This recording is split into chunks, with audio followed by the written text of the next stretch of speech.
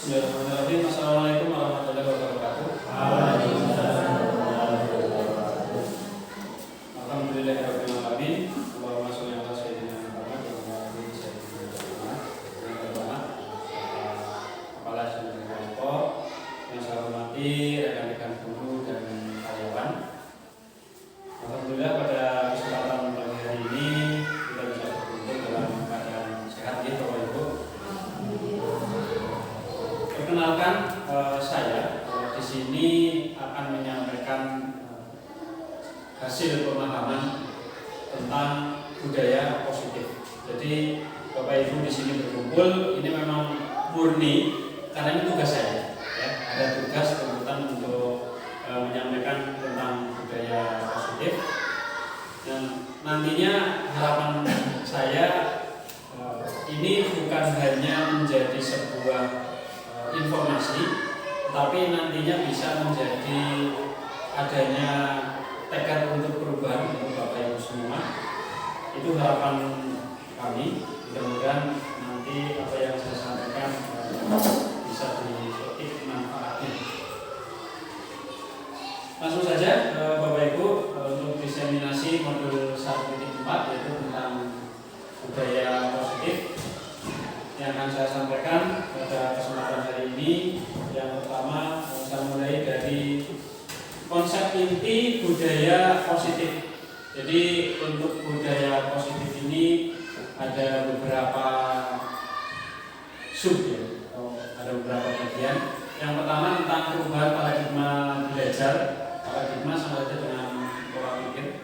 Dan yang kedua disiplin positif. Yang ketiga nilai-nilai kebajikan. Selanjutnya kebutuhan dasar manusia. Kemudian motivasi perilaku manusia, posisi kontrol guru, keyakinan kelas, dan yang terakhir adalah segitiga restitusi. Nah dari konsep ini akan kita bahas satu persatu. Yang pertama tentang pembelajaran dengan paradigma baru. Bapak Ibu sudah paham dan beberapa kali mendengar bahwa pembelajaran dengan paradigma baru ini dirancang berdasarkan prinsip pembelajaran berdiferensiasi. Sehingga para peserta didik belajar sesuai kebutuhan berdasarkan tahap perkembangan sesuai teori psikologi modern, yaitu untuk mewujudkan profil pelajar Pancasila yang di sana ada 6 profil ya Bapak Ibu. Ada beriman bertakwa, kemudian ada gotong royong, kepentingan global, kreatif, inovatif, dan mandiri. Itu paradigma yang baru sekarang itu kita difokuskan untuk mengejar 6 target itu dalam dunia pendidikan kita selama berada di tiap tingkatan kelas 1 sampai kelas 6 di 1 tahunnya itu harapannya bisa menghasilkan output berupa profil pelajar Pancasila. Nah, selanjutnya di sini bahwa Bapak Ibu kita ternyata punya miskonsepsi ya, salah artikan atau salah mengartikan, salah paham tentang telekontrol. Jadi ini pun saya merasakan ya kemarin sebelum mengikuti kegiatan di Gunung itu bahwa miskonsepsi yang pertama itu ilusi guru mengontrol murid ya, gambaran guru itu mengontrol murid. Jadi guru benar-benar menentukan murid. Murid pemikirannya seperti apa itu semua terkontrol oleh gurunya. Kemudian ilusi bahwa kritik dan membuat rasa bersalah mampu menguatkan karakter.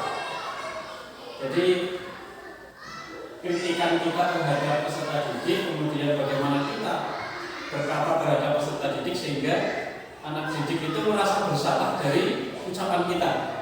Jadi siswa itu merasa oh iya yang salah. Dan ternyata ini masih menjadi miskonsepsi. Kemudian yang selanjutnya bahwa semua penguatan positif, efektif dan bermanfaat. Kemudian kita punya ilusi juga bahwa orang dewasa berhak memaksa. Nah, ini dulu juga sering saya lakukan. Memang setelah kegiatan ini saya berusaha sedikit demi sedikit menerapkan tentang hal yang harus saya lakukan secara benar. Jadi kalau dulu masih sering memaksakan anak, kalau sekarang sudah mulai berkurang. Walaupun kadang masih ada kegiatan yang kesannya memaksa.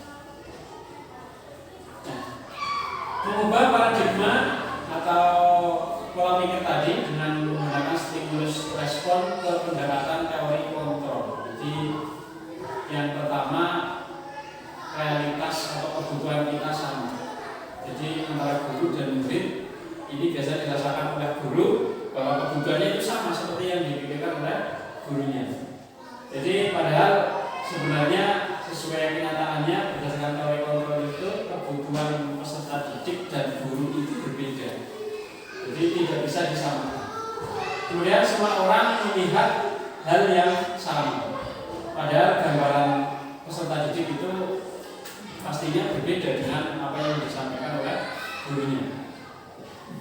Kemudian kita mencoba mengubah orang agar berpandangan sama dengan kita. Jadi seperti tadi yang saya sampaikan, harapannya anak didik itu ya sesuai kita gurunya. Padahal berdasarkan teori kontrol itu kita berusaha memahami pandangan orang lain tentang pola pikir mereka tentang dunia. Seperti apa peserta didik itu mempunyai pemikiran tentang dunia ini. Kemudian ada perilaku buruk dilihat sebagai suatu kesalahan. Ini saya kira ini masih sangat sering bahwa perilaku buruk itu merupakan sebuah kesalahan. Dan ternyata perilaku buruk seburuk apapun itu mereka punya tujuan, ada tujuannya. Misal anak didik itu melakukan sebuah kesalahan dengan kita, ternyata itu anak didik itu punya tujuan, ada tujuannya. Dan apa tujuannya nanti kita pelajari lebih detail di slide berikutnya. Itu beberapa stimulus respon dan teori kontrol yang ternyata berbeda. Kemudian, nah ini mulai dari disiplin positif. Disiplin berasal dari kata disiplina yang artinya belajar. Dan ternyata kata disiplin itu artinya adalah belajar. Nah, disiplin mengacu pada disiplin diri, memiliki tanggung jawab terhadap apa yang dilakukan berdasarkan nilai-nilai yang diyakini. Seperti tadi yang saya sampaikan bahwa anak walaupun melakukan sebuah kesalahan, itu ternyata itu ada tujuan yang ingin disampaikan oleh anak tersebut. Nah, kemudian untuk disiplin positif itu merupakan salah satu cara penerapan disiplin yang bertujuan untuk menumbuhkan kesadaran serta memberdayakan peserta didik tanpa imbalan, tanpa ancaman ataupun hukuman. Ini tujuan utamanya dari disiplin positif. Jadi tanpa kita memberikan hadiah, tanpa kita memberikan ancaman, tanpa kita memberikan hukuman, harapannya peserta didik itu bisa menumbuhkan disiplin positif ini. Kalau di kelas 4 yang saya ambil sekarang memang belum bisa mulai berjalan untuk disiplin positifnya. Ini lambat, sebenarnya bisa cepat akan ada perubahan untuk disiplin positifnya. Jadi sebagai pendidik tujuan kita adalah menciptakan peserta didik yang memiliki disiplin diri, sehingga mereka berperilaku mengacu pada nilai-nilai kebajikan universal. Jadi kebajikan universal ini adalah kebaikan yang umum, dan memiliki motivasi intrinsik. Jadi motivasi intrinsik itu berarti motivasi itu berasal dari luar atau dalam individu. Kalau intrinsik dari dalam diri, sehingga motivasinya yang muncul itu saya melakukan kebaikan ini karena ini dari dalam diri saya, bukan karena tadi ada reward, ada ancaman ataupun hukuman. Tujuannya itu sebenarnya. Sehingga perubahan perilakunya tentunya harapannya ke arah yang lebih baik. Nah, nilai-nilai kebajikan ini terangkum dalam 6 dimensi profil pelajar Pancasila.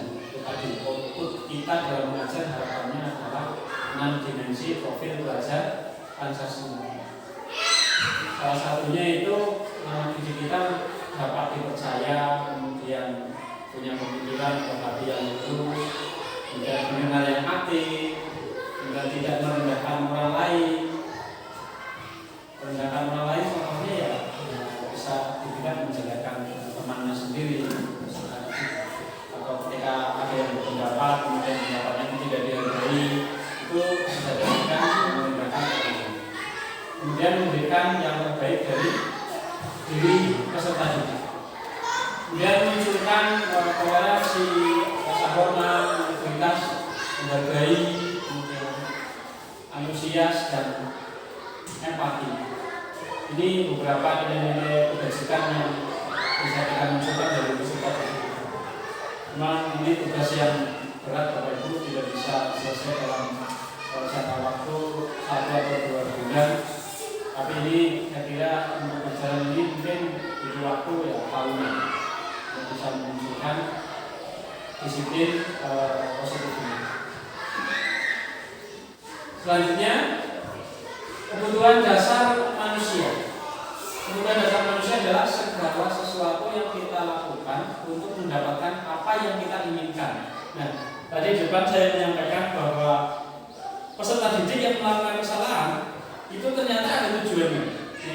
Jadi mungkin nanti termasuk di dalam kebutuhan dasar yang dia inginkan. Jadi seluruh tindakan yang kita lakukan atau peserta didik lakukan itu memiliki tujuan. Ya seperti misal kita marah, saya sebagai guru ya, misal saya kok memunculkan rasa marah, itu pasti di sana juga ada tujuan. Padahal rasa marah itu pun sesuatu yang kurang baik, tapi itu saya punya tujuan. Niatnya apa? Supaya anak didik kita menurut atau harapannya tidak melakukan kesalahan-kesalahan lagi, harapannya itu. Jadi hal-hal yang berhukum ternyata ada tujuannya. Nah, ini Bapak Ibu, 5 kebutuhan dasar manusia. Yang pertama adalah bertahan hidup, ya, seperti ada makan, pakaian, tempat tinggal, keamanan. Itu kebutuhan dasar manusia untuk bertahan hidup. Kemudian yang kedua ada kasih sayang dan rasa diterima. Rasa diterima, dipedulikan, kemudian mau bekerja sama, menjadi bagian dalam kelompoknya. Ini berarti kebutuhan rasa kasih sayang dan rasa diterima. Karena pada faktanya ketika kita mengadakan kelompok di kelas, itu pun kadang ada anak yang seolah-olah itu kayak dicuekin oleh teman-teman. Entah itu karena menurut mereka karena kemampuannya belum sampai atau bagaimana, kadang seperti itu. Jadi sebenarnya kita punya tugas yang luar biasa untuk menunjukkan disiplin ini. Dan yang ketiga, kebutuhan penguasaan. Jadi ada 3 diri, keinginan untuk menguasai, baik menguasai teman, menguasai pemikiran teman ataupun menguasai sikap teman, itu ada itu dalam kehidupan manusia. Kemudian yang keempat, kebebasan. Nah, kebebasan ini harapannya nantinya ada memunculkan sikap mandiri, kemudian memiliki pilihan, mencoba hal baru, mampu mengendalikan arah dirinya. Jadi kebebasan ini yang mendasari adanya pembelajaran berdiferensiasi. Jadi kita tidak bisa menyamakan pembelajaran dalam satu kelasnya, karena pada faktanya peserta didik itu mempunyai kemampuan yang berbeda-beda. Jadi harus punya kebebasan itu. Salah satunya adalah dari jenis soal yang kita berikan itu pun kita nggak boleh sama, karena faktanya anak-anak kita nggak sama ya. Saya juga menemukan di kelas 4 yang baru. Ya, kalau si Desta ya, disamakan dengan Asbi atau Sefi atau dengan Budo dan yang lainnya, saya kira jauh. Karena tadi saya cek untuk membaca sampai ke tahap ratusan saja, itu masih bingung. Jadi ketika ratusan yang dibacanya masih puluh ke belakangnya. Oh ya berarti ya memang betul. Jadi kita nggak bisa menyamakan. Yang lain sudah sampai miliar, sampai triliun sudah bisa membaca, si Desta baru sampai ratusan ibu pun masih bingung. Ini kalau kita sama guru saja baru. ya saya tanya dari angka 1 sampai 9 saya sudah tahu, kemudian saya pakai angka 10 dan sebagainya. Kalau untuk yang lain memang sudah bisa dilepas lah, artinya sudah menguasai untuk materi pembahasan. Ini hal-hal seperti ini yang ya dulu saya belum, ya sudah terpikir sebenarnya Bapak Ibu, sudah terpikir tapi belum mau melaksanakan, belum ada motivasi untuk bahasanya bukan membedakan tapi berdiferensiasi. Iya. Nah berikutnya adalah motivasi perilaku manusia. Jadi perilaku manusia itu ada dua. Yang pertama motivasi dari intrinsik, yaitu untuk menjadi orang yang mereka inginkan dan menghargai diri sendiri dengan nilai-nilai yang mereka percaya. Jadi motivasi intrinsik ini akan lebih kuat dan akan berjalan secara terus-menerus. Walaupun di dalam kehidupan itu ada motivasi ekstrinsik dari luar. Jadi motivasi yang dari luar tujuannya biasanya ini untuk menghindari ketidaknyamanan atau hukuman. Saya nggak melakukan ini, nanti saya dihukum. Itu dari luar karena adanya hukuman. Kemudian untuk mendapatkan imbalan atau penghargaan orang lain. Nah, ini ingin mendapatkan reward, maka ketika di dalam kelas, ya ketika kita sebagai seorang guru nanti yang bisa menjawab soal 1 uang 5.000 bisa ya. Berarti itu motivasinya adalah ekstrinsik. Jadi karena ada hadiah maka bersemangat berlomba-lomba. Ya walaupun itu semua pun ada manfaatnya. Tetapi harapannya adalah yang muncul adalah motivasi intrinsiknya yang dari dalam. Jadi ketika ada anak disuruh maju, guru menyampaikan siapa yang mau mengerjakan di depan, harapannya semuanya itu bisa aktif. Tidak sampai gurunya yang bingung, kalau ada yang mau maju, gurunya bingung. Gurunya malah bingung. Bukan gurunya yang bingung, ya tapi gurunya yang ikut bingung juga. Ngapain ini kok? Ada yang ikut maju. Nah, selanjutnya perbedaan hukuman, konsekuensi dan restitusi. Mungkin kalau itu baru mengenal istilah restitusi. Jadi hukuman itu tidak terencana. Artinya tiba-tiba kita memberikan hukuman. Oh tadi kamu tidak mengerjakan PR, sekarang kamu sudah menyapu halaman sekolah. Itu berarti hukuman. Tiba-tiba tidak ada rencana. Murid tidak tahu apa yang akan terjadi atau dilibatkan. Itu kalau hukuman. Jadi caranya tiba-tiba. Berupa hukuman fisik ataupun psikis. Termasuk pengumuman ucapan itu juga bisa berupa hukuman. Kemudian yang kedua konsekuensi itu terencana atau disepakati sesuai peraturan. Jadi murid tetap dibuat ya tidak nyaman, namanya juga konsekuensi. Kemudian guru selalu memonitor murid. Istilahnya ya kayak udah-udah bahasa memonitor itu udah-udah. Jadi murid tidak nyaman, kemudian walaupun ini konsekuensi sudah terencana, tapi di sini masih punya beberapa kelemahan. Nah, menurut para pakar, ini yang terbaik adalah restitusi. Jadi restitusi ini adalah proses menciptakan kondisi bagi murid untuk memperbaiki kesalahan. Proses kolaboratif yang mengajarkan murid untuk mencari solusi sendiri. Nah, restitusi ini menuntut kita sebagai guru itu ketika anak melakukan kesalahan. Menurut kita orang ini melakukan kesalahan, jadi jalannya terlambat. Jadi di situ siswa itu disuruh untuk mencari solusi. Bisa kenapa kok tadi berangkatnya terlambat? Nah, nanti anak akan menjawab. Nah, setelah menjawab itu bisa ditingkatkan lagi menjadi tingkatannya lebih tinggi.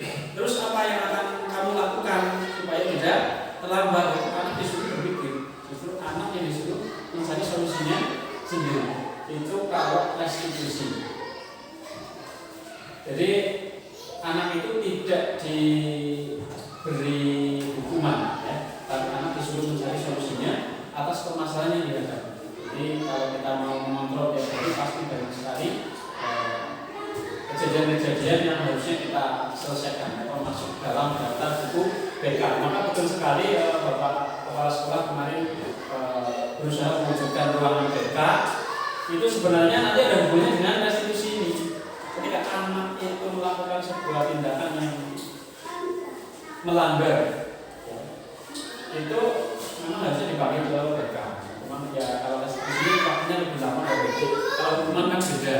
Hukuman anak tidak mengerjakan PR, sudah sekarang kamu kerjakan di luar. Tapi kalau restitusi tidak. Jadi ditanya dulu, ngobrol dulu dengan anak. Jadi memang ini waktunya agak panjang untuk restitusi. Tidak bisa langsung menyelesaikan permasalahan di saat itu.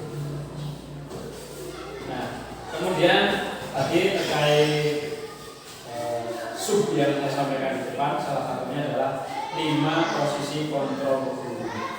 Jadi yang pertama ada guru yang memosisikan diri sebagai penghukum.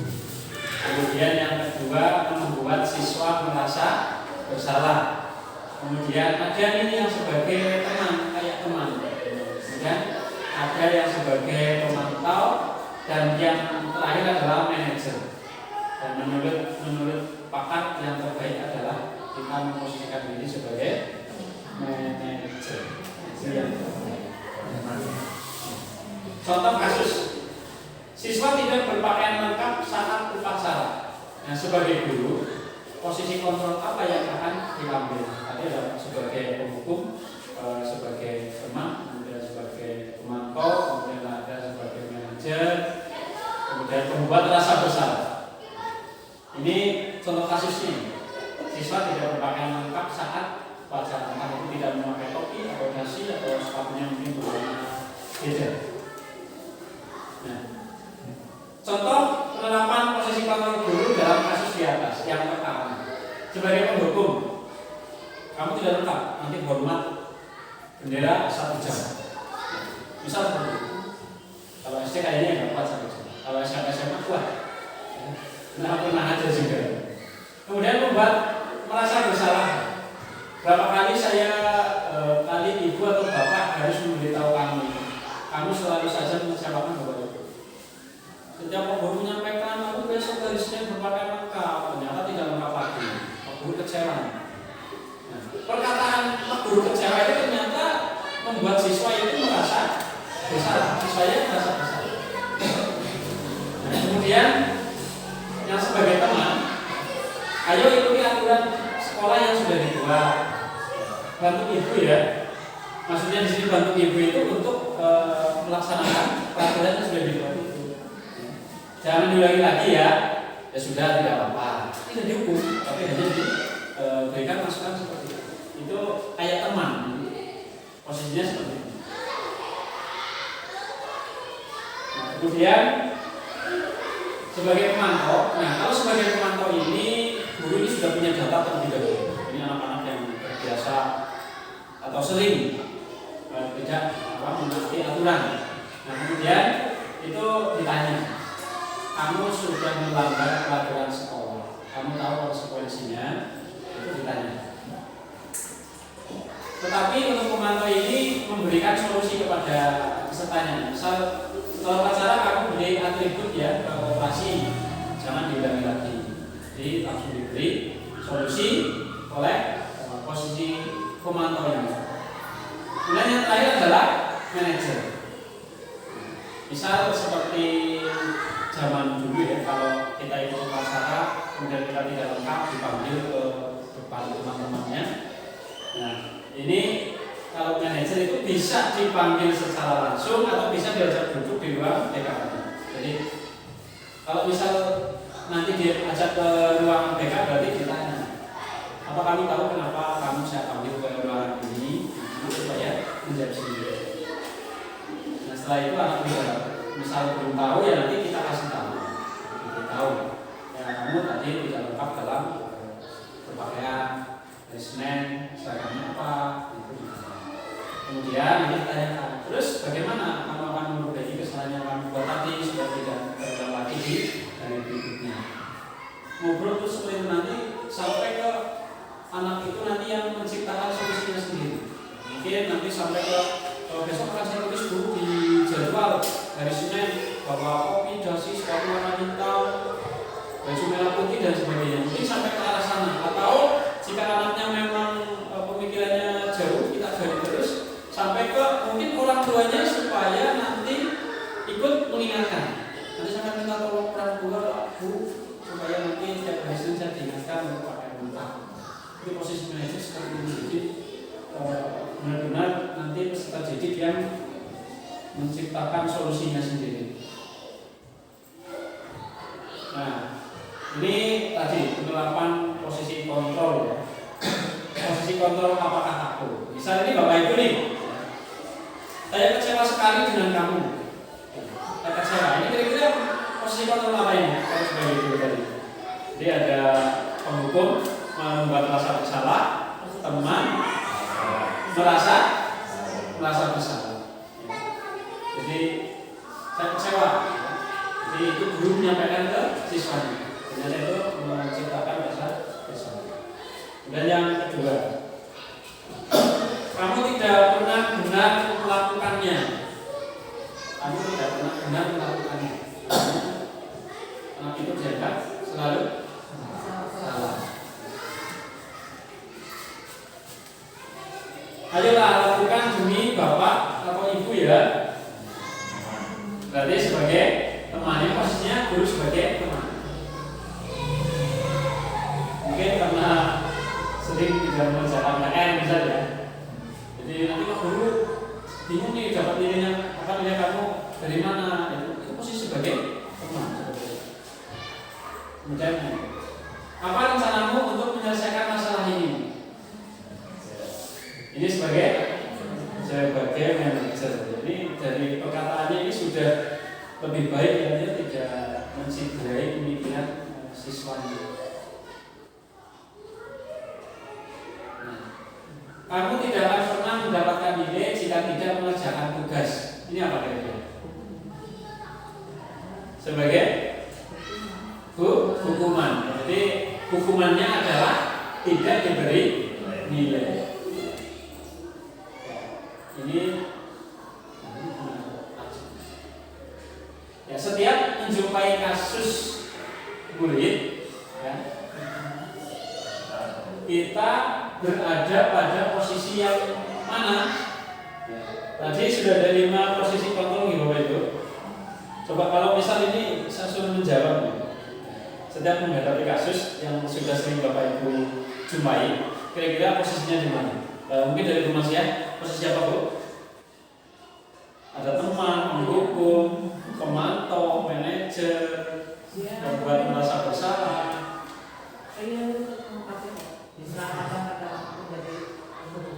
Iya.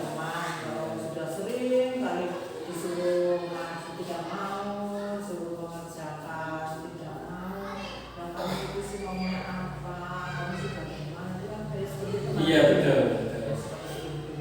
Sudah pernah, karena dia pernah yang membutuhkan pernah. Ya, oke, berarti mungkin ya Bu? Enggak. Anak-anaknya juga berbeda-beda. Masanya berbeda-beda, penanganannya juga berbeda-beda. Kalau personal mungkin yang sering dirasa saya posisinya sama ya. Kalau Bu Lebih sering sebagai teman. sebagai temannya, kalau Bu Puji sama temannya, Pak Arvin teman ya. Ternyata malah saya yang lebih keras nih. Kalau saya di kelas, saya malah posisinya adalah membuat merasa bersalah. Saya ini seringnya saya menghadapi permasalahan peserta didik, saya buat siswa merasa bersalah. Itu yang sering saya lakukan justru itu. Dulu ya, alhamdulillah sekarang sudah mulai berubah. Saya berusaha ke arah manajer. Memang itu prosesnya apa aja? Iya. Jadi kalau saya pribadi justru seperti itu, supaya anak merasa bersalah, harapannya supaya nanti ya seperti itu harapannya. Sama. Saya paling banyak itu Pak, membuat merasa bersalah. Ya, alhamdulillah dengan mengikuti kegiatan ini saya mendapat sedikit pencerahan. Mudah-mudahan nanti sampai selesainya bisa menjadi lebih baik. Seperti itu ya Pak. Nah ini Bapak Ibu, keyakinan kelas ini yang sekarang ada perubahan bahasa ya, dari peraturan kemudian kita sampai ke keyakinan kelas. Mengapa bukan peraturan kelas? Tapi ini yang dimunculkan adalah keyakinan kelas. Bapak Ibu mungkin sudah pernah mendengar istilah keyakinan kelas? Baru kali ini? Kalau peraturan mungkin karena ada maksudnya kayak gitu ya. Kalau keyakinan mungkin biar dari aturannya atau bagaimana? Sama. Keyakinan kelas pun ada hukuman, cuman bahasanya bukan hukuman di sana. Jadi kita mengambil bahasa yang positif yaitu konsekuensi. Jadi perbedaan peraturan dengan keyakinan. Kalau peraturan itu sepihak satu orang, kita guru yang menentukan, tidak boleh terlambat, ya, harus mengerjakan PR. Itu guru semua yang membuat, guru semua. Nah kalau keyakinan kelas itu kita bersama siswa, jadi bareng-bareng anak-anak supaya pembelajaran kita nyaman, senang, kemudian tidak ada rasa yang saling terganggu di kelas. Coba apa saja sih yang harus kita buat aturannya? Pertama aturan untuk nanti anak-anak seperti kemarin saya di kelas 4 semuanya kata depannya tidak boleh. Nah itu aturan. Nah kemudian kita sepakati. Nah peraturan-peraturan mana yang kita sepakati nih? Ini Pak tidak boleh berlari-lari di kelas. Itu kita sepakati pada siswa. Kita tulis di kesepakatannya. Menggunakan kata keyakinan, menggunakan kata kesepakatan saja. Nah, Jadi kesepakatan bersama yang sudah kita sepakati yang mana silakan seperti itu. jadi saya memakainya kesepakatan Bu, tapi untuk ke depan ini yang akan dipakai keyakinan kelas. Jadi setelah sepakat kita yakini ya bahwa di dalam kesepakatan itu ada nilai-nilai yang harus kita yakini, kita perjuangkan. Itu kan baru kesepakatannya, harusnya kesepakatan saja dulu. Kenapa sudah langsung keyakinan? Karena ini dalam proses Kan belum ada angkatan 10 besok kayaknya sudah keyakinan kelas Bu. Angkatan 10 besok sudah keyakinan kelas yang dibahas, bukan kesepakatan kelas. Di angkatan saya masih kesepakatan. Itu pun sudah dikenalkan yang namanya keyakinan kelas. Jadi di segitiga restitusi itu ada langkah yang namanya nanti ada. Jadi kenapa musuhnya keyakinan? Nanti musuhnya keyakinan. Jadi tadi prosesnya seperti itu. Jadi pertama menunjukkan peraturan yang ada, kemudian kita sampaikan strategi mana yang mau disepakati, dan kita sudah disepakati, jadi kesepakatan kelas. Berarti udah hati dari keyakinan itu adalah proses dari peraturan, kesepakatan, lalu kemudian keyakinan. Tujuannya adalah menciptakan bahasa yang positif. Bahasa positif. Karena tadi juga ada budaya positif. Jadi kita kembali ke bahasanya adalah kita terbiasa mengucapkan yang positif. Jadi seperti tidak boleh berlari-lari dalam kelas. Itu kan katanya negatif, tidak boleh. Jadi diubah menjadi yang positif. Berarti menjaga ketenangan kelas. Misal seperti itu. Contohnya kenapa kesepakatan budayanya positif, bahasanya positif. Nah, pembentukan keyakinan kelas. Jadi yang pertama sifatnya abstrak. Jadi ini hanya bahasa. Tidak nyata ini hanya berupa bahasa. Berupa pernyataan universal umum tadi. Menjaga ketenangan kelas. Jadi tidak boleh berlari-lari. Nanti kalau semua bahasanya tidak boleh berlari-lari, tidak boleh mengumpul meja, nanti banyak banget Bu. Aturannya sangat banyak. Jadi cukup dengan diambil menjaga ketenangan kelas. Itu sudah nanti dicakupan. Kemudian dibuat dalam pernyataan positif ini tadi. Pernyataan yang positif. Kemudian sedikit saja agar mudah diingat. Jadi tidak boleh banyak justru Bu. Kalau keyakinan kelas itu sedikit. Dan tadi misalnya menjaga ketenangan kelas itu sudah mencakup banyak, juga luas. Tidak memboroskan kalimat. Iya, tidak memboroskan kalimat. Jadi nanti anak akan lebih mudah mengingat ketika kita nanti masuk ke segitiga restitusi. Kamu melanggar kesepakatan yang mana ya? Kamu melanggar keyakinan kelas yang mana? Gitu. Supaya anak itu mudah menemukan. Kemudian sesuai dengan kondisi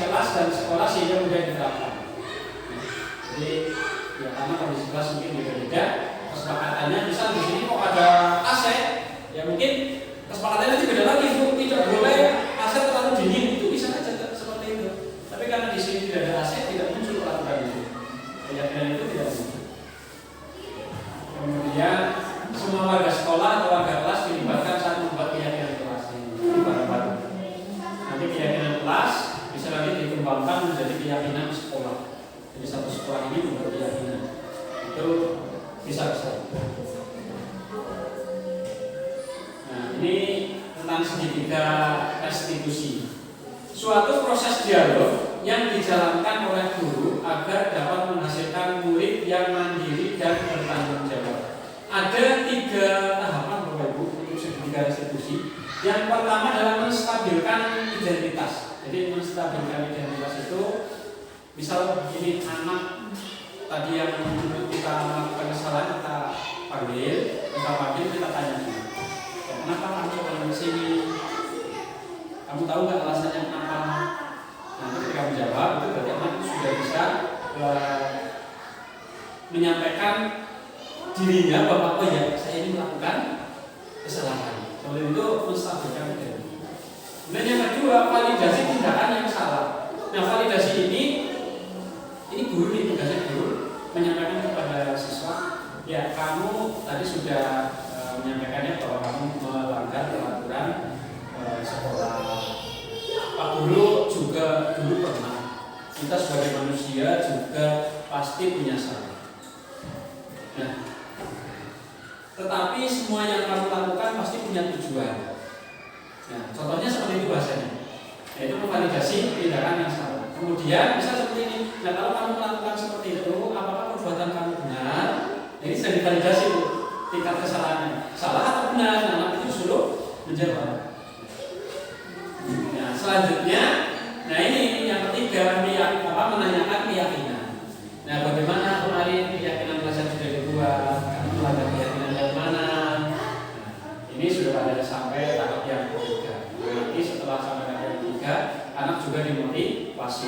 Misal kamu menjadi anak yang disiplin, itu nantinya di masyarakat akan menjadi orang yang punya kepribadian yang baik. Kemudian mungkin nanti ketika punya cita-cita ingin menjadi tentara atau polisi, dan sudah punya sikap disiplin yang tinggi, itu diberi keyakinan-keyakinan, diyakinkan supaya nantinya itu tidak melakukan kesalahan tersebut.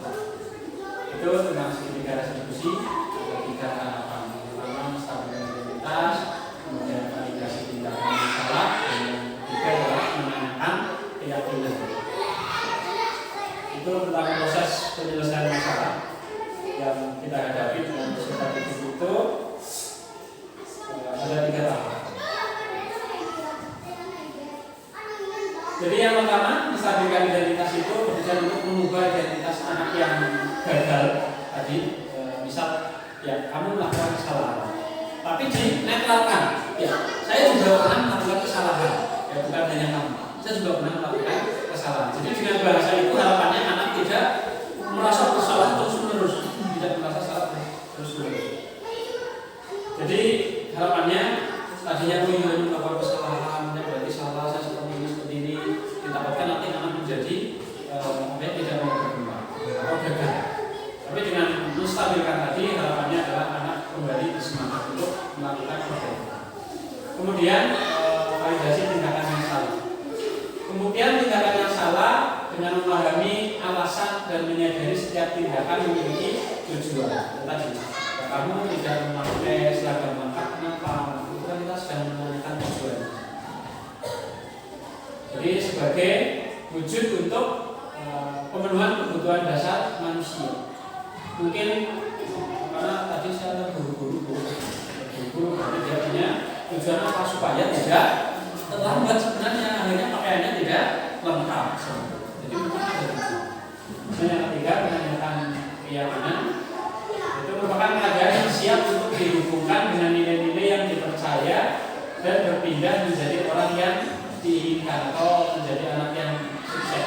Jadi keyakinan yang tadi bahwa kalau kamu melakukan kebiasaan disiplin, kemudian berbuat yang baik, punya kepantasan yang tinggi, ya misal anak berbuat tidak sopan santun, itu harusnya masuk ke dalam permasalahan kita, bukan target kita banyak sebenarnya.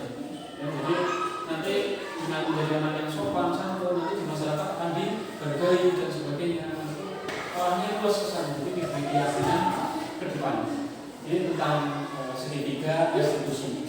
Jadi dengan kita mengambil posisi kontrol guru sebagai manajer, maka penyelesaian masalah yang kita hadapi adalah dengan segitiga restitusi. kemarin kita sudah mempunyai buku catatan perilaku siswa ya. Saya kira kalau kita mau menerapkan segitiga ini tiap hari kira-kira ada. Dan tiap hari akan ada daftar yang masuk ke dalam buku itu. Hanya mungkin selama ini kita terbiasa mendokumentasikan. Sebenarnya sudah melakukan tapi tidak mendokumentasikan. Ya, seperti tadi pagi saya melakukan di kelas 2. Ada anak laporan, siswanya nangis. Ya, ternyata karena ruangannya ditutup semua. Ruangan semua mau masuk tidak boleh. Ya, saya praktekkan tapi sebentar, tidak secara detail. Karena ya, saya juga berpikir saya harus ada kelas juga. Ya, jadi hanya saya udah sedikit tapi tiga-tiganya saya jalankan. Sampai yang terakhir tadi, ya bagaimana kalau misal kamu ada teman di luar, kemudian ruangannya itu semua, apakah itu merupakan perbuatan baik menurut kamu? Anak menjawab tidak. Berarti besok akan dilakukan lagi apa tidak? Tidak apa dulu? Jawabannya seperti itu. Tapi tidak saya dokumentasikan, padahal saya melaksanakan kegiatan. Iya, saya harus dokumentasi buku foto, ya. Ya Bu Uut, Pak Arfi mungkin Bapak kayaknya sudah tidak minat itu bergerak, jadi Bu Uut seperti itu Bu, harus sering-sering berfoto, video itu akan membantu kita ke depan. Sebenarnya kita sudah berada di jalan-jalan yang benar dengan umatannya seperti itu. Jadi tak semangat tuh angkatan 10 tema ya.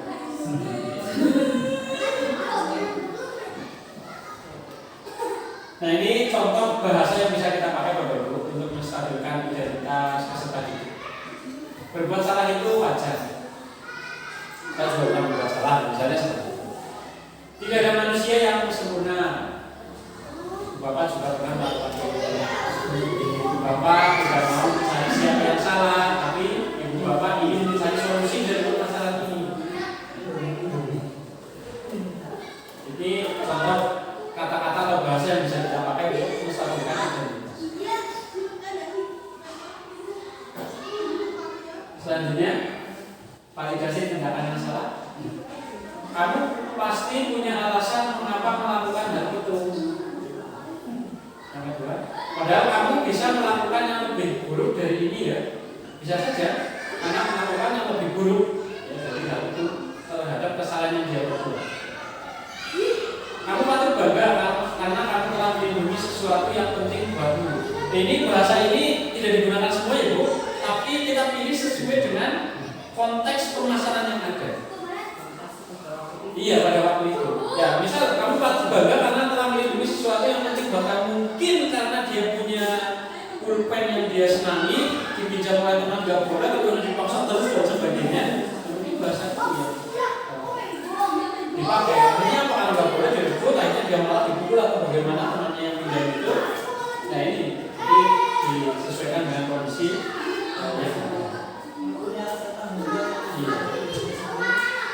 Kamu melakukannya karena mempertahankan sesuatu yang penting bagimu. Jadi bahasa-bahasa ini bisa kita gunakan kepada peserta. Dan yang terakhir menanyakan keyakinan kita. Apa sih keyakinan kita? Nilai apa yang telah disepakati bersama? Tadi kalau keyakinannya terlalu banyak, bahasanya tidak luas, mungkin lupa menurut karena terlalu banyak. Seperti apa gambaran sebuah kelas yang ideal menurut kamu? Misalnya mau senang bisa pelayo, dari kelas untuk pembelajaran, itu ditanyakan. Menurut kamu gimana sih kelas yang ideal dan nyaman dan menyenangkan menurut kamu? Atau justru mungkin nanti dari jawaban siswa itu kita bisa menemukan gaya belajarnya Bu. Gaya belajarnya ini apa? Ya lari-lari senangnya mungkin kinestetik mungkin. Ya lagi ya betul seperti itu.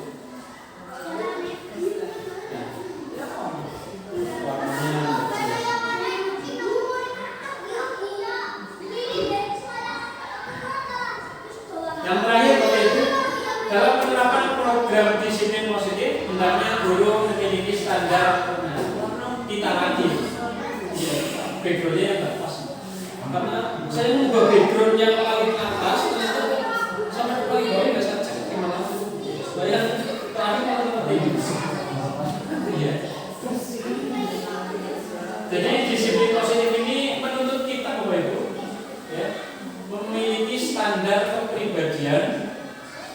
profesional dan sosial yang baik, di mana guru mampu merefleksi dirinya dalam posisi kontrol saat ini. Bagaimana perjalanan dirinya sebagai among atau manajer yang menuntun murid-muridnya menjadi insan yang mandiri, merdeka, dan bertanggung jawab. Ini disampaikan di standar nasional pendidikan. Ini ada punya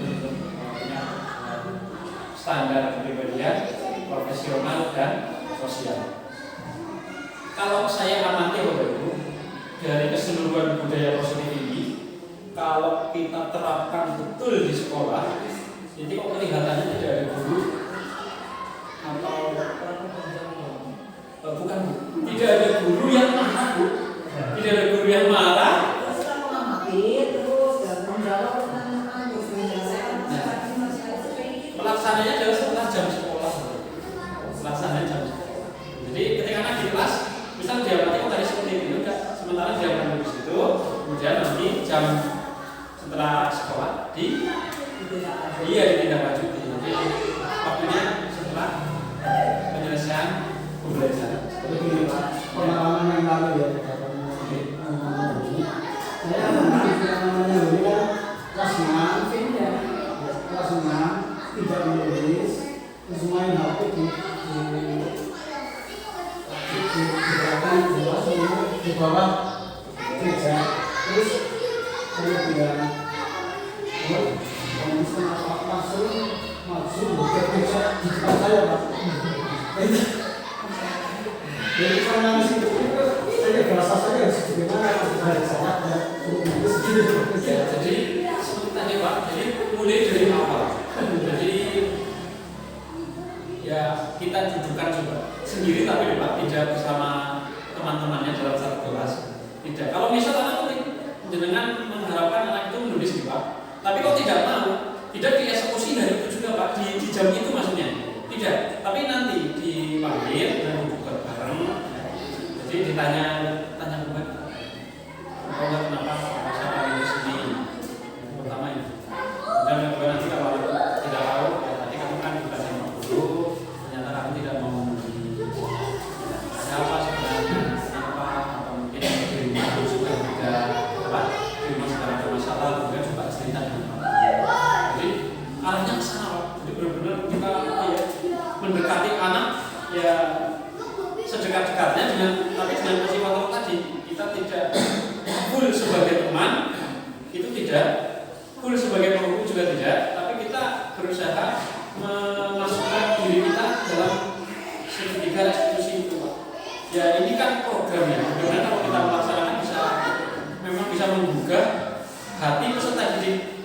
Jadi kalau peserta didik dieksekusi di depan teman-temannya mungkin juga punya perasaan yang berbeda Bapak Ibu. Iya, jadi ini juga bagaimana?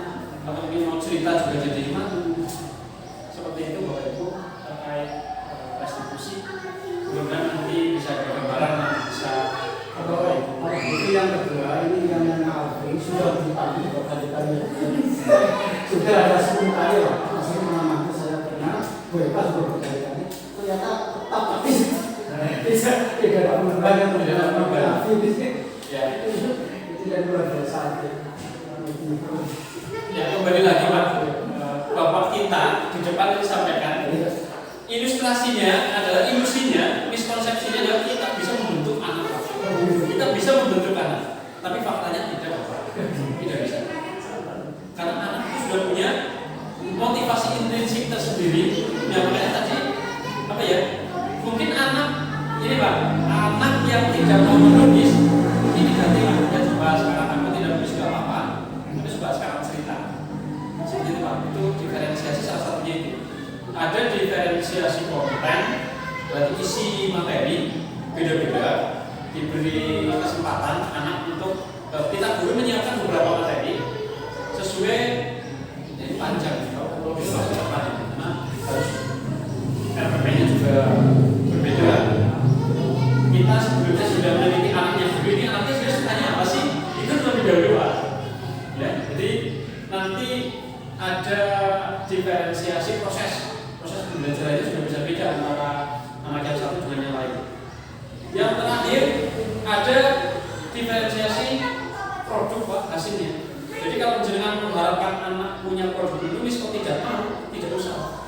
Bahasanya seperti itu. Tapi mungkin gambar, mungkin bisa.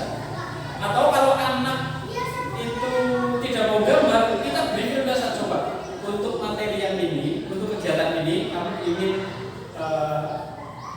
memberikan apa, menghasilkan apa, itu diberi penyerahan kepada siswa yang bebas untuk memikirkan hasilnya itu. Jadi dalam satu kelas, kalau hasilnya sama, ini justru berdiferensiasi. Iya. Dalam satu kelas gurunya satu. Nah, anak, ya sejumlah anak. Ya, cara mengatasi kita supaya bisa melakukan itu mungkin ya walaupun secara proses sudah dari yang satu dan sebagainya, mungkin kalau di kelas satu sudah berjalan seperti itu, di kelas berikutnya tidak berlanjut, itu juga akan mengganggu saya kira. Betul. Kalau kita tidak istilahnya apa ya? Karena kita satu komponen istilahnya tidak bisa dipisah-pisahkan. Nah kalau yang satunya sudah menerapkan, yang satunya lagi belum, itu saya kira sulit. Nah apalagi anak yang namanya anak tidak dipindah atau kita digunakan sekali saja. Sudah. Nah ini yang kita pikirkan itu sebetulnya dari kitanya dulu, apa dari anaknya dulu, apa dari keluarganya. Sebenarnya ini tidak bisa terpisahkan antara guru dan murid, antara guru dan murid. Tetapi kembali lagi bahwa kita sebagai guru memang punya tuntutan besar. Salah satunya ini. Nah makanya kemarin di gerakan di Kecamatan Ayah untuk diwajibkan agar mendaftar guru penggerak anak untuk melanjutkan ini supaya di tiap kelas harapannya gurunya sudah itu guru penggerak semua. Dan jika memang ada yang belum, salah satunya adalah ini, Bu. Salah satunya ini maksudnya. Jadi yang tidak ikut guru penggerak itu bisa tahu apa sih yang harus ada perubahan, apa yang harus diperbaiki. Ya ini Bapak. Harapannya dari sedikit materi yang saya berikan ini hanya satu poin Bu yang saya berikan untuk budaya positif. Mudah-mudahan nanti ada hal-hal yang bisa menginspirasi kepada Bapak Ibu untuk kedepannya supaya bisa menjadi lebih baik lagi untuk keserentakan ekonominya. Mohon doa restunya juga supaya saya bisa menjalani pendidikan guru penggerak ini dengan lancar, dan yang terpenting adalah saya bisa menerapkannya di SDN Karya ya. Amin amin. Mudah-mudahan saya bisa menjadi salah satu dari pemimpin pembelajaran di SDN Karya ini. Karena saya pertama, karena besok selanjutnya adalah kepala sekolah, dan berikutnya ada guru dan mereka yang sudah mendaftar. Ya, tiga dilengkapi CV-nya Bu. Memang butuh waktu, butuh perjuangan. Sekali lagi terima kasih Bapak Ibu. Salam dan bahagia untuk kita semua. Semoga kita menjadi guru yang bisa benar-benar menuntun tumbuh kembang peserta didik. Amin. Ya, di akhir perjumpaan ini saya sampaikan kita tidak bisa menciptakan anak sesuai dengan pemikiran kita, tapi kita hanya punya kesempatan untuk memunculkan potensi diri peserta didik dengan cara kita menuntunnya cara yang benar, dengan memberikan lingkungan yang nyaman, lingkungan yang membahagiakan, dan lingkungan sekolah yang menjadi penyemangat anak-anak untuk berangkat ke sekolah. Terima kasih Bapak Ibu atas kebersamaan ini. Mohon maaf jika ada hal yang kurang berkenan. Saya akhiri. Assalamualaikum warahmatullahi wabarakatuh.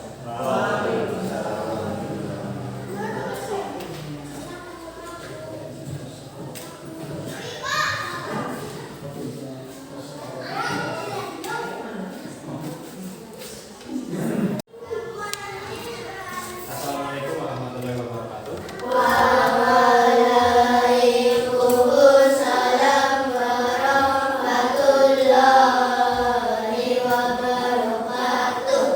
Selamat pagi anak-anak. Pagi. Gimana kabar kalian hari ini? Sehat. Alhamdulillah. Nanti kita sudah berdoa bersama ya. Kita berdoa. Nah ini untuk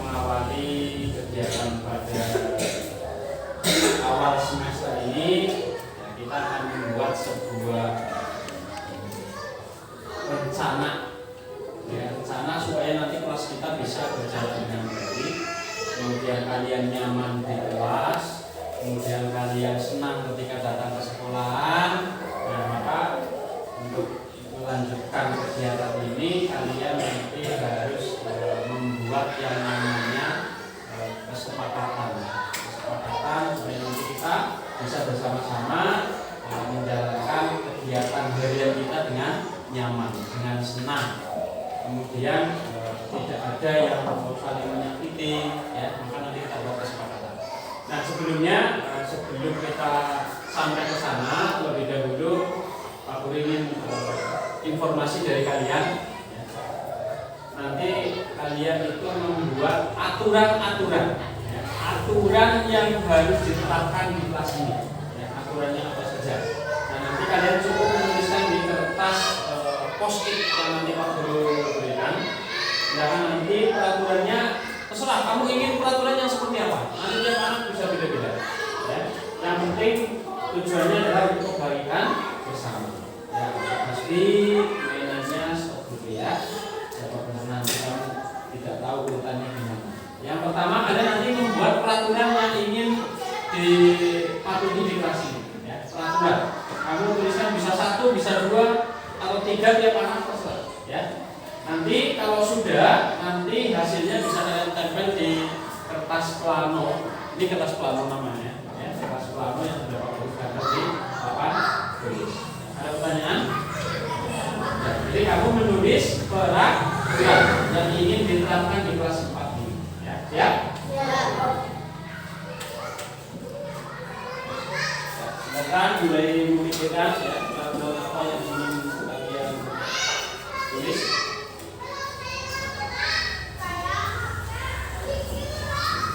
Ini udah dimasak ya warnanya.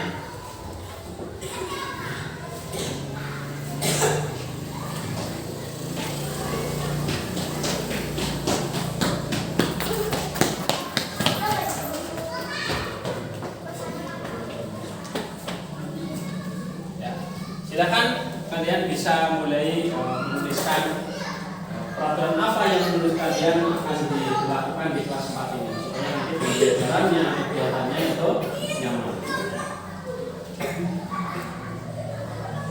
Silakan kamu saya beri waktu 3 menit ya, 3 menit.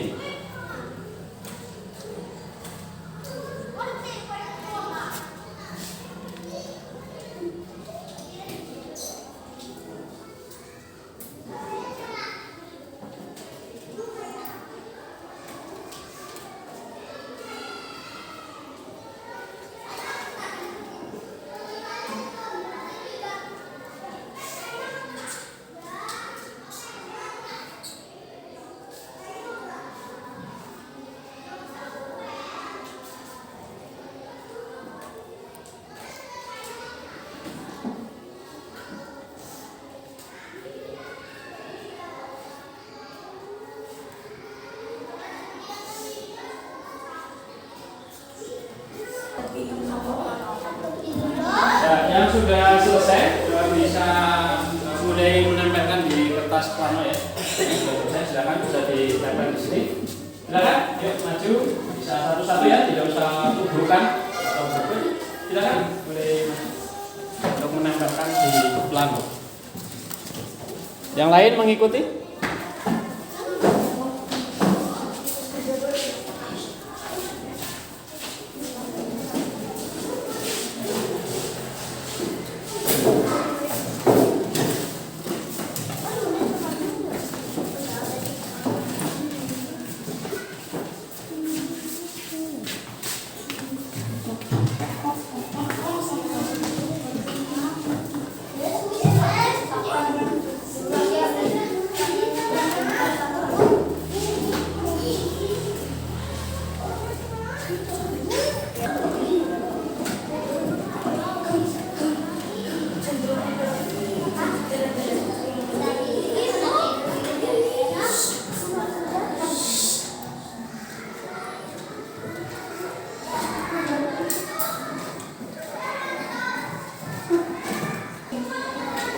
Terima kasih kalian sudah menyampaikan hasil pemikiran kalian tentang peraturan kelas yang akan kita laksanakan bersama. Nah, sekarang Pak Guru minta perwakilan dari pengurus kelas yang sudah terbentuk kemarin untuk bisa mewakili membacakan hasil dari pemikiran teman-teman kita. Silakan kepada perwakilan kelas ya, atau silakan bisa membantu membacakan sebagian, nanti gantian dengan wakilnya ya. Silakan kepada ketua kelas terpilih bisa depan berdua, silakan.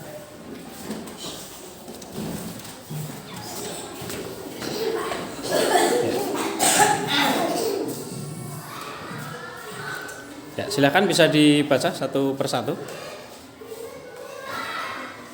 Ya, dari depan Mas. Ya.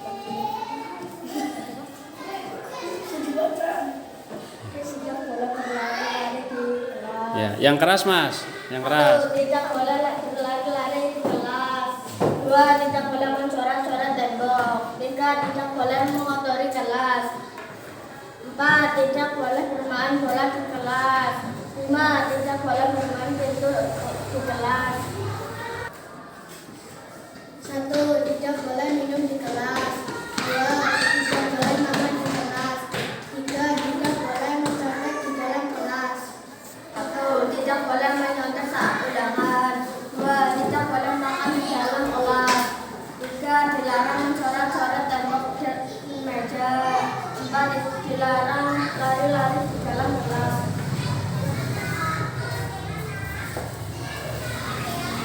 Ya, selanjutnya silakan. 1. Tidak boleh mencoret-coret gadget yang bersih. 2. Tidak boleh berteriak-teriak di kelas. 3. Tidak boleh berkelahi. 4. Tidak boleh berlari-lari di kelas. 5. Tidak boleh membuli teman. Ya, kalian tadi sudah menanyakan, kemudian sudah menuliskan. Jalu kenapa? Jalu sakit? Tidak? Kalau tidak, begini yang benar ya. Nah, selanjutnya silakan nanti kesepakatan peraturan yang sudah kalian tulis nanti dibaca. Kemudian tanyakan di dalam satu kelas ini disepakati atau tidak. Nanti kalau disepakati kita tulis. Kalau tidak disepakati ya tidak usah ditulis ya. Itu sebagai dokumentasi kita. Jadi kalau minta bantuan perwakilan dari kelas ini yang mau membacakan siapa, yang mau menulis siapa? Ada? Kasih tangan yang mau membantu? Ya, saya akan silakan Syafi. Satu lagi, masukkan tangan untuk kamu. Ya, udah, silakan maju. Nanti siapa yang mau menulis? Syafi yang menulis, kemudian Hasbi yang membacakan ya. Nanti tanyakan. Kamu baca poin 1, kemudian tanyakan ke teman-temannya disepakati atau tidak. Silakan bisa dimulai. Tidak boleh berlari-lari di kelas. Sepakat?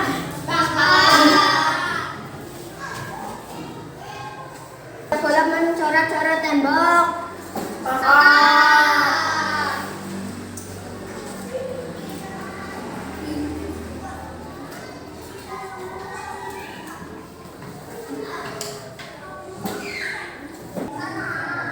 Tidak boleh bermain bola di kelas.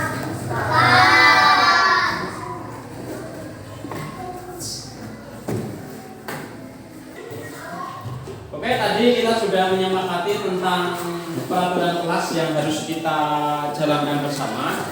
Nah, supaya menjadi peraturan yang enak kita baca, kemudian kita jalankan dengan senang, dengan bahagia, maka peraturan-peraturan kelas ini harus kita ubah menjadi yang namanya kesepakatan kelas. Karena tadi ini peraturan-peraturan yang ditulis oleh teman kalian ini merupakan peraturan yang sudah disepakati bersama. Nah, jadi yang pertama ada tidak boleh berlari-lari di kelas. Kalau tidak boleh berlari-lari ini sama saja dengan apa? Menjaga ketenangan. Nah, berarti ditulis Mbak nomor 1, menjaga ketenangan. Kemudian tidak boleh mencoret-coret tembok. Berarti sama saja dengan apa ini? Tidak boleh menjaga kebersihan kelas.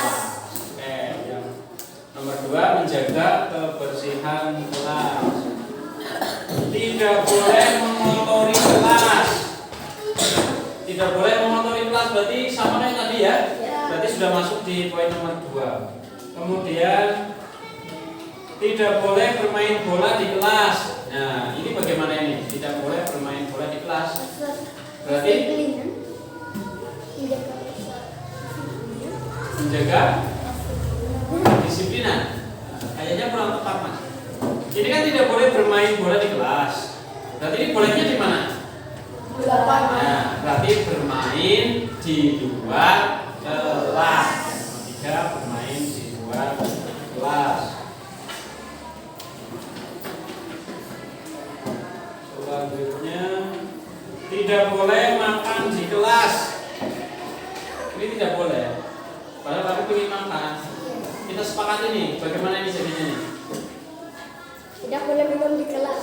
Iya, ini kesepakatannya. Betul tidak boleh minum? Tidak boleh makan di kelas. Berarti ini kita rubah menjadi makan pada saat Pelajaran. Hah? Jam istirahat. Makannya pas jam pelajaran. Ya, makan di jam istirahat. Ya, silakan dibeli. Makan di jam istirahat. Salah ngomong. Tidak boleh merusak peralatan teman. Berarti apa ini? Menjaga keamanan. Menjaga keamanan. Ya, menjaga barang-barang milik Teman. teman. Menjaga barang-barang milik teman, jangan sampai rusak ya. Tidak boleh bertengkar di dalam kelas. Berarti apa ini? Tidak boleh bertengkar dalam kelas. Berarti menjaga. Karena tidak boleh bertengkar ini, berarti kamu harus rukun. Berarti menjaga kerukunan. Ya, nomor 6, menjaga kerukunan.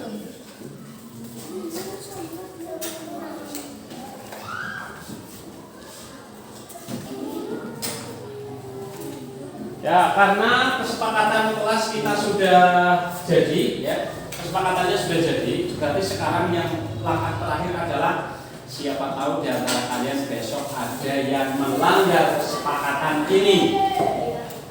Maka jika kalian melakukan pelanggaran terhadap kesepakatan ini, berarti kalian nanti harus menentukan konsekuensi. Ya. Apa yang akan kamu lakukan jika kamu melanggar kesepakatan ini? Ya, silakan kalian mulai berpikir. Nanti sampaikan apa saja konsekuensi jika kalian melanggar peraturan ini. Ya, nanti dibantu oleh Mas Guru. Ya, nanti untuk menuliskan konsekuensinya.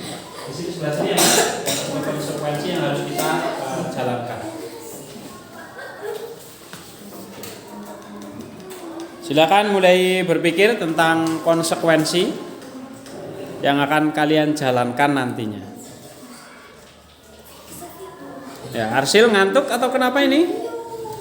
Ayo Arsil, masih pagi nih. Ya. Latihan berpikir nih menentukan konsekuensi. Ya, silakan kalian sampaikan hasil pemikiran kalian tentang konsekuensi yang akan dijalankan. Ya, silakan. Berlari memutari lapangan 10 kali. Ya, silahkan ditulis.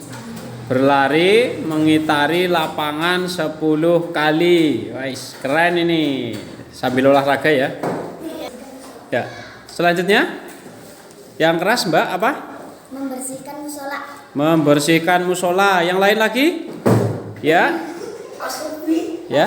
Silakan. Membersihkan WC. Membersihkan WC. Ya, kamu? Sevi tadi tunjuk jari. Hormat bendera 5 menit. Hormat bendera 5 menit. Ada lagi? Ya. Mencabut rumput. Mencabut rumput. Ya, rumput apa ini? Rumput yang mana? Oh, yang ada di lapangan. Oh ya, halaman ya. Ya, terus ada yang lain? Piket sendiri. Piket sendiri. Kapan nih? Pagi, siang, sore? Oh, jam pulang. Ya, oke, piket sendiri. Yang lain? Ya, kelompok sana? Menemukan ide apa? Konsekuensi ya? Oke, membantu menata buku di perpus ya. Yang berantakan habis dipinjam, dibaca, ya dibantu menata. Ada lagi? Ada lagi? Ya, Mas? Menata meja guru. Mejanya cuma satu, Mas. Ya, enggak apa-apa ya. Ini konsekuensi yang ini disepakati apa tidak? Menata meja guru? Tidak. Oh, tidak. Ya, oke, enggak apa-apa. Berarti mungkin terlalu ringan ya?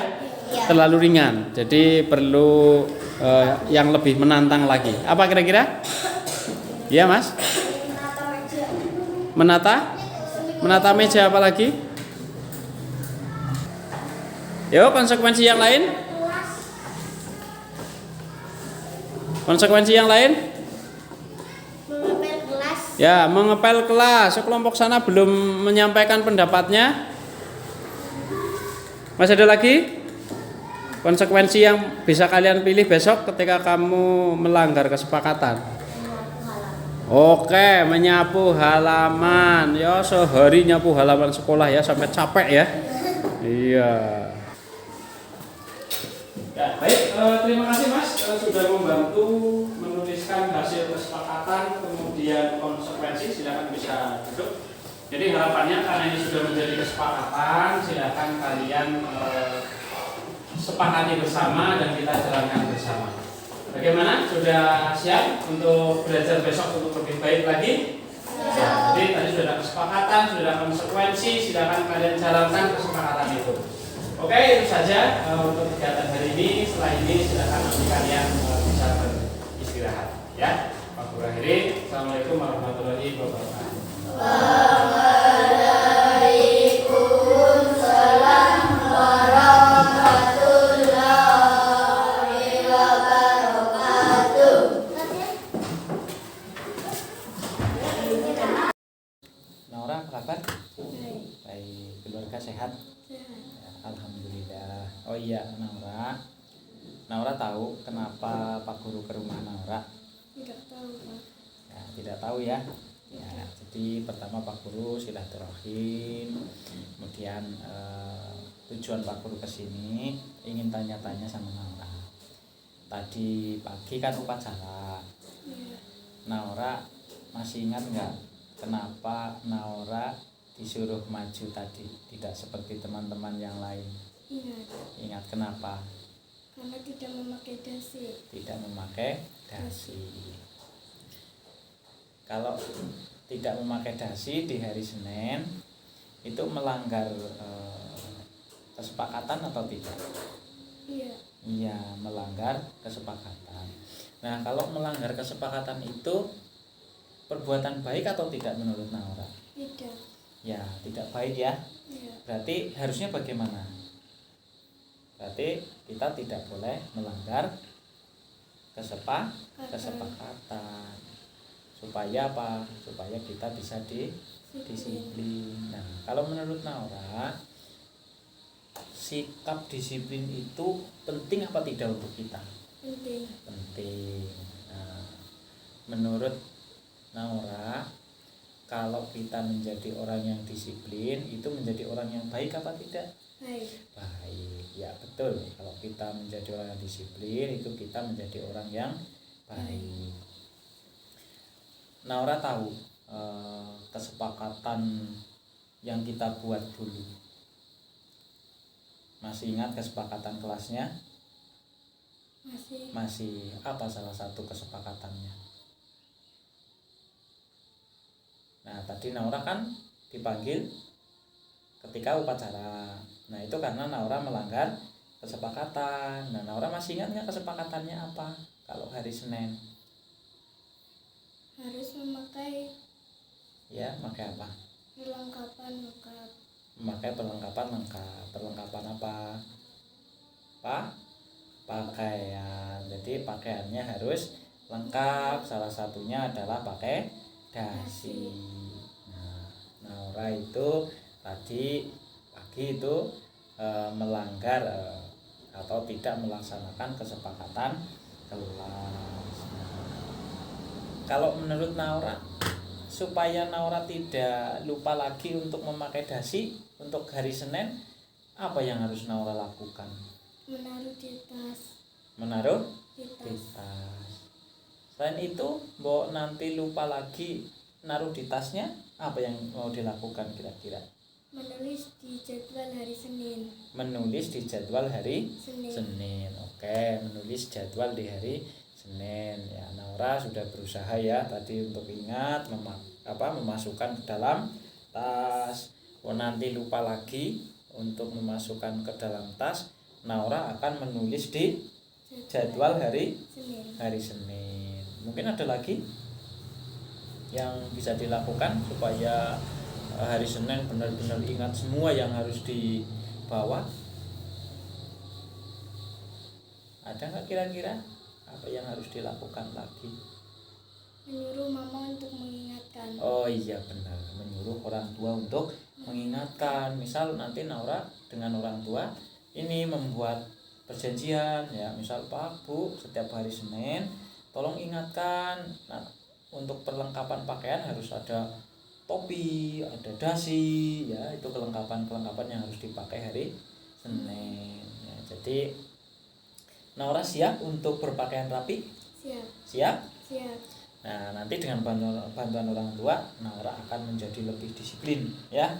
Jadi siap untuk memakai pakaian yang lengkap, ya. Jadi itu tujuan Pak Guru kesini. Jadi Naura sudah yakin ya, sudah siap untuk berpakaian lebih lengkap lagi. Ya, sudah yakin bisa? Bisa ya. Semangat ya. Ya, etos dulu Mama Guru. Ya, semangat ya. Besok hari Senin jangan dipanggil lagi, ya. Jadi Naura besok sudah rajin dengan menaati kesepakatan kelas yang sudah ada, ya, seperti itu. Terima kasih ya Naura ya. Jadi tetap semangat. Jangan lupa nanti setelah ini belajar ya. Nah, besok hari Selasa dicek dulu jadwalnya, bahwa nanti ada yang lupa ya. Tadi seperti tadi di kesepakatannya dengan orang tua minta diingatkan. Yang penting tetap semangat. Kemudian nanti dilanjutkan belajar ya. Itu saja tujuan Pak Guru kesini ya. Jadi Pak Guru yakin Naura bisa menjadi anak yang disiplin, anak yang rajin, dan insya Allah menjadi anak yang pintar dan solehah ya. Amin ya. Itu saja dari Pak Guru. Terima kasih. Bintang, apa kabar? Baik. Baik, sehat? Sehat, alhamdulillah. Sudah kelas 6 ya? Iya. Kamu keluarganya juga sehat? Alhamdulillah sehat. Alhamdulillah. Bintang tahu nggak kenapa Pak Guru kesini? Nggak tahu ya. Ya. Tadi pagi Bintang masuk ke sekolah jam berapa ya? Jam 7:30. Bintang tahu nggak kesepakatannya jam berapa? Jam 7. Jam 7. Itu kan sudah disepakati ya. Sudah disepakati dari kemarin, sudah disepakati bersama-sama dengan teman yang lain. Nah, berarti tadi pagi Bintang melanggar kesepakatan apa tidak? Iya. Iya, melanggar kesepakatan. Nah, kalau melanggar kesepakatan berarti itu Bintang sudah melanggar yang namanya apa? Kedisiplinan. Kedisiplinan. Nah, menurut Bintang, disiplin itu penting apa tidak? Penting. Penting. Ada manfaatnya untuk kita? Ada. Ada. Nah, betul. Yang namanya disiplin itu sangat dibutuhkan oleh kita. Ya, kita akan menjadi anak yang berharga. Salah satunya adalah menjadi anak yang bisa menghargai waktu. Ya, Bintang sudah kelas 6. Jadi ya jangan terlambat lagi. Ya. Nah, kalau boleh tahu, kenapa sih Bintang kok terlambat? Namanya kesiangan. Oh, kesiangan. Kenapa bisa kesiangan? Anak tidur malam. Tidurnya malam jam berapa? Jam 10. Wih, jam 10. Oh, tidurnya sampai jam 10. Itu kenapa?